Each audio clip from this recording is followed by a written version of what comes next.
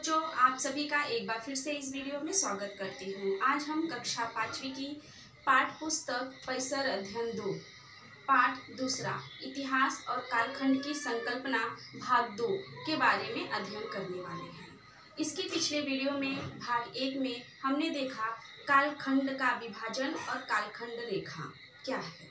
तो हमने कालखंड का विभाजन किसमें किए थे? दिवस में, सप्ताह में, पक्ष में, महीना में, शताब्दी में और सहस्त्रक में। और कालखंड जो रेखा है उसको ईसवी सन और ईसा पूर्व, इन दो में हम लोग कालखंड का विभाजन किए थे, जिसका अध्ययन हम लोग पिछले वीडियो भाग 1 में किया है। आज हम देखेंगे काल गणना और काल गणना की पद्धति और है इतिहास का काल विभाजन। इन 3 महत्वपूर्ण विषय बिंदुओं पर आज हम इस वीडियो के माध्यम से अध्ययन करेंगे। तो सबसे पहले हम देखेंगे काल गणना क्या है। तो देखो बच्चों, काल गणना यानी कि काल की लंबाई का, कालखंड की लंबाई का मापन करना। अब यह जो इकाई हमें ज्ञात है कालखंड को मापने के लिए, काल समय को, तो वो सब इस तरह से है। सबसे पहले जो सबसे छोटी इकाई होती है कालखंड की लंबाई मापने का, वो होता है सेकंड। फिर उसके बाद होता है मिनट, घंटा, फिर होता है दिवस, फिर उसके बाद दिवस के बाद सप्ताह, फिर सप्ताह के बाद पक्ष जिसे हम पखवाड़ा कहते हैं, फिर उसके बाद महीना, महीने के बाद शताब्दी, शताब्दी के बाद सहस्त्र। इस तरह से हम कालखंड का लंबाई मापते हैं। तो देखो बच्चों, कालखंड की जो हम गणना करते हैं उसकी गणना करने की विभिन्न पद्धतियाँ प्रचलित है। इसमें से जो सबसे ज़्यादा विश्व में प्रचलित है वो है ईसवी और ईसा पूर्व, जिसके बारे में हमने पिछले वीडियो में अध्ययन कर लिया है। तो इसको और अधिक समझने के लिए आप व्हाइट बोर्ड पे ध्यान दीजिए कि काल गणना क्या है। जैसे कि मैं बताई, काल गणना का अर्थ काल खंड का लंबाई का मापन करना होता है। तो यहाँ पे देखिए काल गणना। काल गणना क्या है? काल गणना का अर्थ कालखंड की लंबाई का मापन करना होता है। तो इसका मापन हम किस तरह से करते हैं बच्चों? सेकेंड, मिनट, घंटा, दिन, सप्ताह, पक्ष, महीना, वर्ष, शताब्दी और सहस्त्र काल गणना की इकाइयाँ होती है, जिसे हम पिछले वीडियो में क्रमिक इकाइयाँ एक रेखीय विभाजन कहते हैं। तो इसमें से जो सबसे छोटी इकाई है काल गणना की लंबाई नापने का, वो है सेकंड। और जो सबसे प्रसिद्ध इकाई होती है वो है बच्चों ईसवी सन और ईसा पूर्व। तो हम सामान्यतः ईसवी सन और ईसा पूर्व को किस तरह से लिखते हैं? जैसे कि दिन का क्रमांक लिखते हैं, महीने का क्रमांक लिखते हैं और वर्ष का क्रमांक लिखते हैं। जो हम दिनांक लिखते हैं, जिसका समानार्थी शब्द होता है तारीख, जब हम तारीख लिखते हैं तो सबसे पहले हम उस दिन का क्रमांक लिखते हैं, उस महीने का क्रमांक लिखते हैं और उस वर्ष का क्रमांक लिखते हैं। जैसे मान लीजिए आज है दिन रविवार, और आज का जो क्रमांक है वो है 4, और महीना है अक्टूबर जिसका क्रमांक है 10, और साल है 2020 जिसका क्रमांक हम क्या लिखते हैं? 2020। इस क्रमांक से हम दर्शाते हैं। जैसे कि दिनांक, मान लीजिए आज कितनी तारीख है? 4। अब इसको हमें लिखना है, महीना कौन सा है अक्टूबर का? 10 क्रमांक से दर्शाते हैं। फिर कौन सा वर्ष है? 2020। इस तरह से हम दिनांक या तारीख लिखते हैं। तो यहाँ पे देखिए, सामान्यतः किसी भी महीने का कोई भी दिनांक लिखते समय हम उस दिन का क्रमांक, मतलब आज रविवार है तो कौन सा दिन है, कौन सा क्रमांक है? 4, तो दिन का क्रमांक लिख दिए। उस महीने का क्रमांक, मतलब अक्टूबर का महीना, तो उसका क्रमांक क्या है?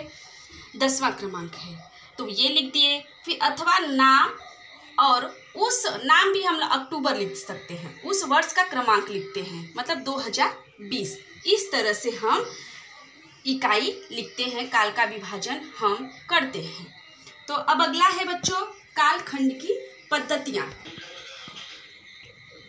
बच्चों, विश्व में काल गणना की विभिन्न पद्धतियाँ प्रचलित है। जैसे कि पिछले वीडियो में हमने देखा कि ईसा मसीह के स्मृति में ईसवी सन और ईसा पूर्व इस काल गणना का प्रयोग किया जाता है। तो ठीक इसी तरह से हम किसी विशेष घटना या किसी विशेष व्यक्ति के घटना के आधार पर हम कालगणना की पद्धति करते हैं। जैसे कि छत्रपति शिवाजी महाराज एक पराक्रमी शासक थे। अब उनके जीवन काल का जो कालखंड है उसका विभाजन हम किस तरह से करते हैं, इसे समझने के लिए आप यहाँ पर ध्यान दीजिए। देखो बच्चों, विश्व में कालगणना की विभिन्न पद्धतियाँ प्रचलित हैं। जो हम काल का मापन करते हैं, उसकी लंबाई नापते हैं, उसकी बहुत सारी पद्धतियाँ प्रचलित है। इसके पिछले वीडियो में हम आप सभी को बताए थे ईसा मसीह की स्मृति में ईसवी सन और ईसा पूर्व, ये 2 पद्धतियाँ थी। तो अब इसी तरह से किसी महान व्यक्ति अथवा किसी विशिष्ट घटना की स्मृति में नई कालगणना का प्रारंभ किए जाने की प्रथा प्रचलित है।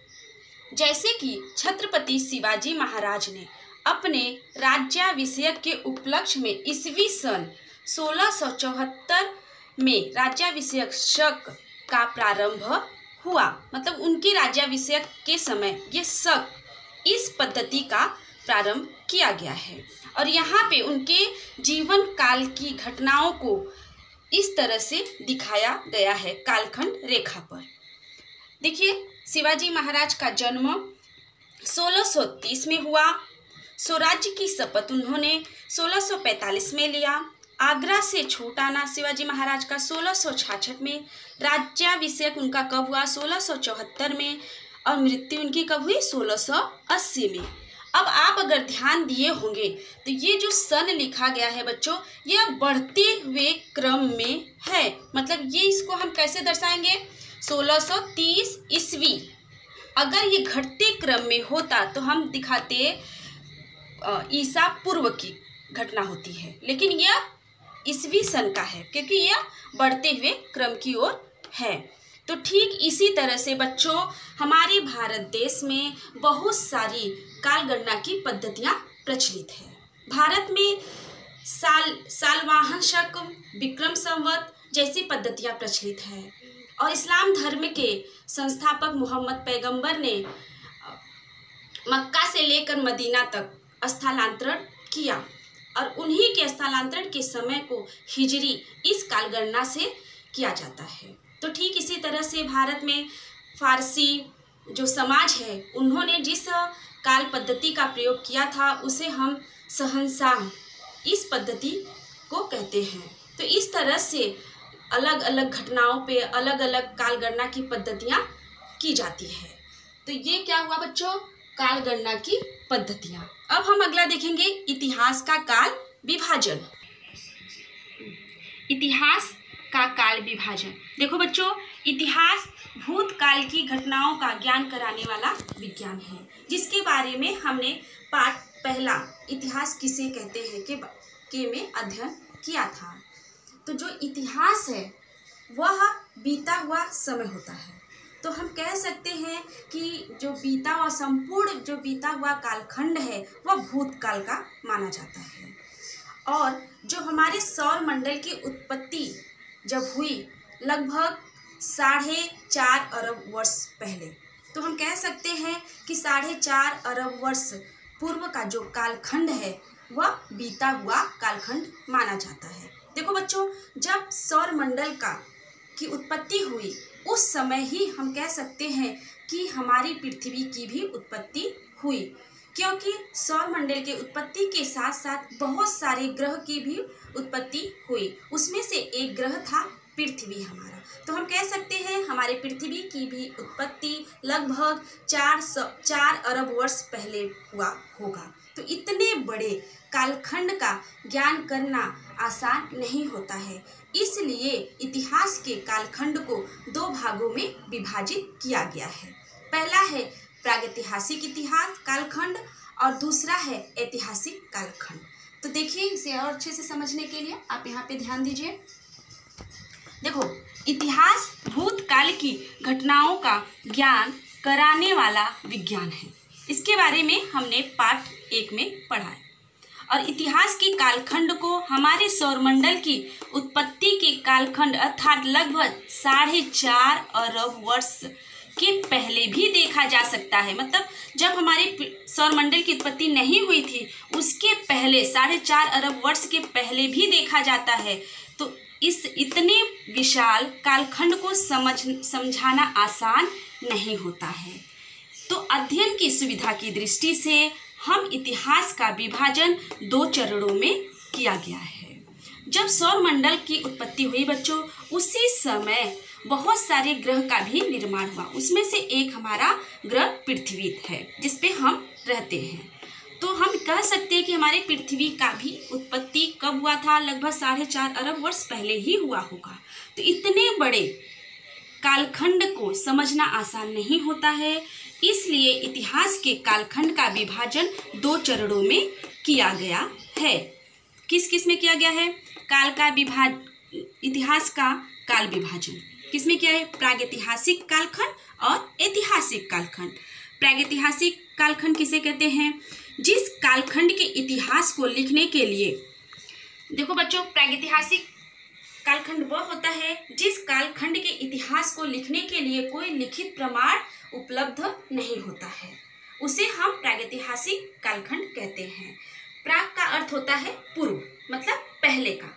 तो इसके लिए हमारे पास कोई लिखित प्रमाण नहीं होता है और उसे ही हम क्या कहते हैं? प्रागैतिहासिक कालखंड। और ऐतिहासिक कालखंड उसे कहते हैं जिस कालखंड के इतिहास को लिखने के लिए हमारे पास लिखित प्रमाण उपलब्ध हो, उसे हम क्या कहते हैं? ऐतिहासिक कालखंड। देखो बच्चों, इस तरह से इतिहास का काल विभाजन 2 भागों में किया गया है, प्रागैतिहासिक कालखंड और ऐतिहासिक कालखंड।